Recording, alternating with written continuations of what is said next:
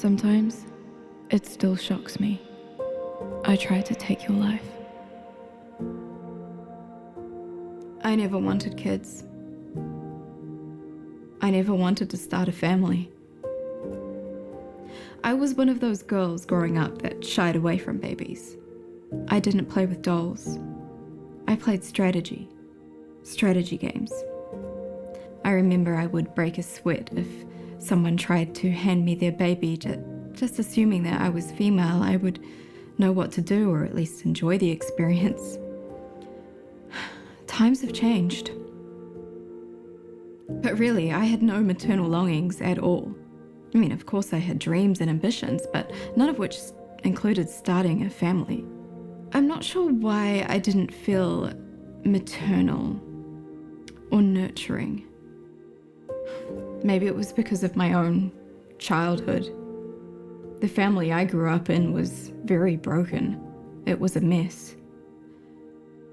They left me, abandoned me. I was a child rejected. But it was a pretty interesting juxtaposition though, my family, because it's not like we were poor. In fact, my parents were active in the church. They were traditional, conservative. They were even invited to start a well-known megachurch overseas. I won't say the name, of course, but it is famous. My parents were at the top of their game when it all went wrong. They had everything: money, status. They even owned a large manor with prime land in Auckland. Eventually, developers came through and they paid a handsome price for that farm. It's now known as Botany Town Shopping Centre. But by that time, though, my father had already absconded with all of the funds. I last heard he had remarried in Shanghai. And my mother, well, she was left broken and she was taken away at risk for trying to take her own life. And well, I had to grow up pretty quickly.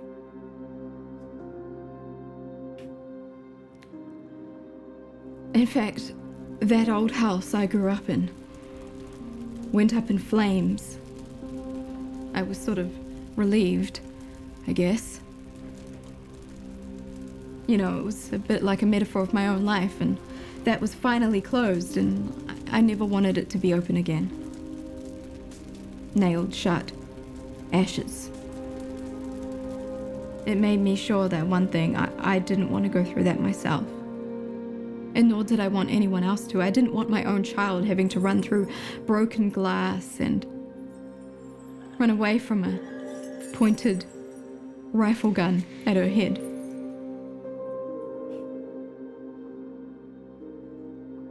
So when I found out that I had an unexpected pregnancy, I screamed in agony, like I was opening that old door to the house again. It was a blood-curdling, stomach-churning scream. And I was that frightened, abandoned little girl, not knowing what to do. Oh, you think it's simple? No, it's not simple. That's the audacity of life. It's not an unhappy customer or even a bad day or something you can tweak. It's not like art or music. This is life-defining. And I knew it. You cannot pull the trigger on a loaded gun and expect there not to be consequences. But as I look back on that time, that miserable time, I'm haunted by my own battle I went through. My own guilt. Plagued by it. Motherhood. To be or not to be.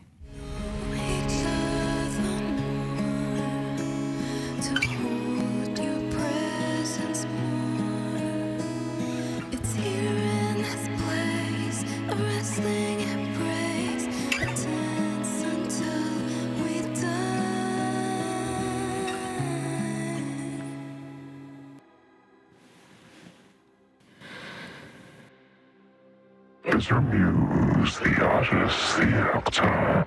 I have a gift for you, the miser Rostel. You would have to give up anything. Sarah, your real name, isn't it? Just do what is right. It will be back to normal.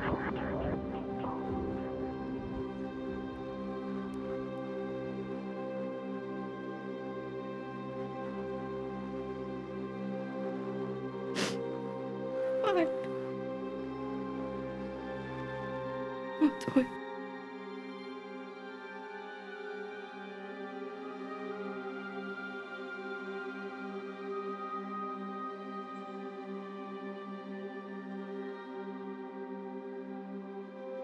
Maternity ward, please. Well, the next day I had scheduled my abortion. I had gone through the consultations. From my calculations, I was probably about 10 weeks. So they offered me pills to shut down the pregnancy.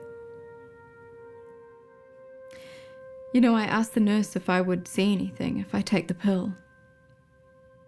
She made it clear that it was hugely possible I might be able to see the fetus, that is. Anyway, the nurses don't usually do this, but she sent me for an ultrasound scan to date the unwanted pregnancy. I remember I entered this dark room, and it was just me and the sonographer. She was pleasant enough, and I was anxious. And I remember her, when she found the heartbeat, casually saying, "It's a strong heartbeat. It's a good heartbeat. Healthy." And in the lead up to my scheduled abortion at the hospital, kept on rereading the pamphlets fanatically, familiarizing myself with what to expect. But the day before my abortion, I was panicked and in my room. I prayed and cried. This was still not easy for me. Not an easy choice. My name is Sarah Clermont, and I have an appointment at 4:30 tomorrow. Yeah, first trimester. Oh no, listen.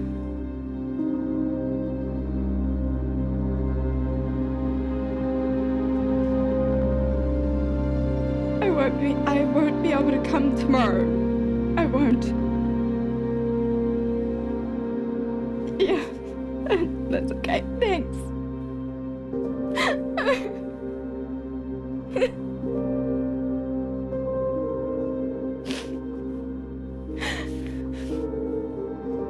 can do this. You'll regret that. Please don't look at me cruelly. Like, how could she? Even after abandoning the abortion, I was still reeling. I was cursed to ask every day, what if?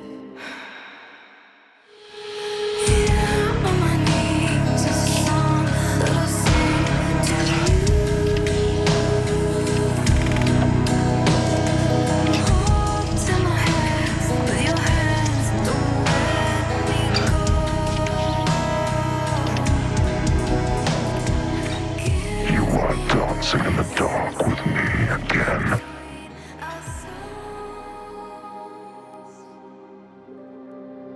I charge you as guilty. Shame upon you for even thinking about an abortion. What if he finds out? Your boy, your son, you didn't want him. What if he finds out his own mother didn't want him? You haven't even thought that you won't have time for your dreams of music and acting now, will you? And what if he has a miserable life, and you have subjected him to it? Misery is all I have. It's all I've got. It's my story. There can be no fairy tale ending to a wannabe's hero story. We all face death. What if we face it sooner rather than later? Wouldn't it be better to spare him from despicable humanity, hurt, pain, regret? It would be better not to live at all. Any of you? You cannot see beyond the grave. Even flowers bloom in cemeteries, but I shall let you into the biggest secret of my world. I don't know why I'm telling you this. I shouldn't, but I want you.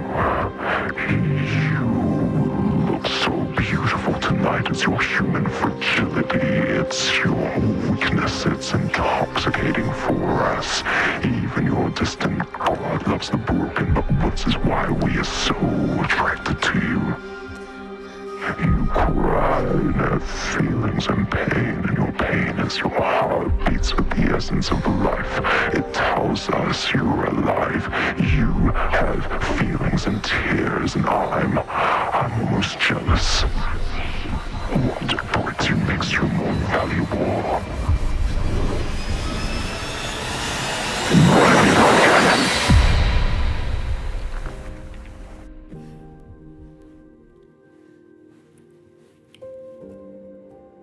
How do you know that something would turn out this beautiful? Life is always a risk and a sacrifice. It's a hold your breath, take the leap, and hope like heck it works out.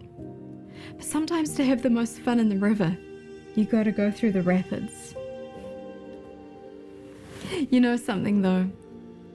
Even though I needed my options, the very thought that I wanted to end his life weighs heavily on me. But that's hell.